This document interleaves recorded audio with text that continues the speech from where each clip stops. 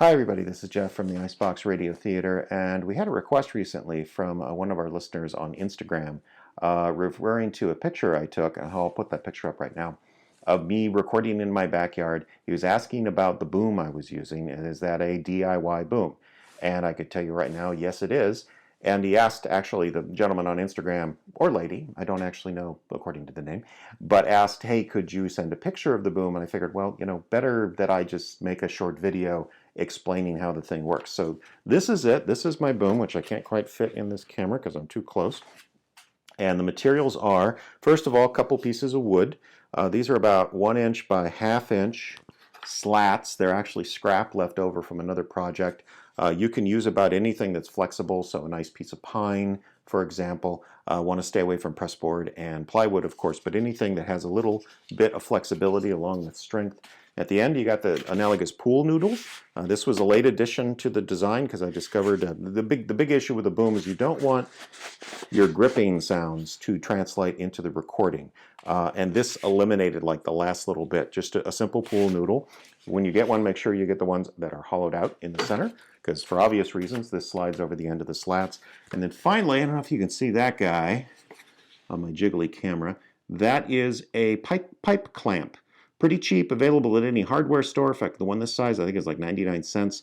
And if you've never dealt with one before, I don't know if you can actually see this or not, but it is a metal ring with slats cut into it, and then the slats are tightened with a screw, which can be tightened with either a bolt or a slotted screwdriver. We'll explain what that's for. And then finally, you need a little flexible rubber at the end. That is a piece of a bicycle inner tube that I cut up, which is attached, of course, with staples on either side. That's part one of the setup. The boom. The shock mount is homemade from a piece of PVC pipe, 3½ inch, I believe. And if I don't know if you can tell, I have notches cut. And the notches go here, here, here, here, and then here, here, here, here. If that makes sense. And they're cut on both sides, opposite each other. Finally, you have the elastic. These are actually ones I found at a Kmart shopping center, what do you call it, checkout line? You know, the place where they have like candy bars and the lighters, the last minute stuff. They had a cardboard thing of these for $1.99 for like 100 of them. And they look anyway exactly like the elastic that's used in real shock mounts. Probably not as good a quality, but again, $1.99 for like 100 of them.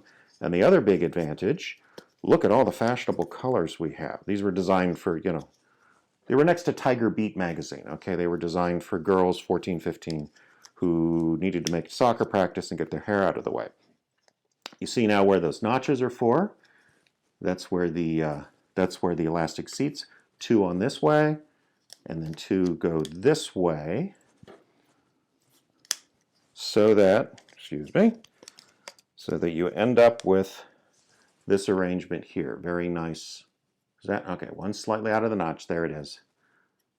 Nice kind of a square. Now this is all designed for this recorder right here. This is my favorite. It's called the Zoom H2. Had it for years and years and years.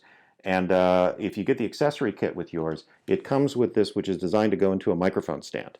And it works great. In fact, for the longest time, I just field recorded like this. But again, there's a little bit of movement there, and that leads to noise on your recording, little clicks and hand sounds and whatnot, which is why we need a shock mount. Now, installing this is kind of the tough part because again, this is where it really starts to feel DIY, because you kind of just have to slide it into the middle of these elastic bands, and it will take some doing, but the goal is to get, see how this microphone mount kind of slides in, or screws into the bottom of the H2. You can see how it's now resting on one set of elastic, and the top is resting on another set of elastic. And the goal is, number one, to get all of the elastic bands to stay in their rightful places.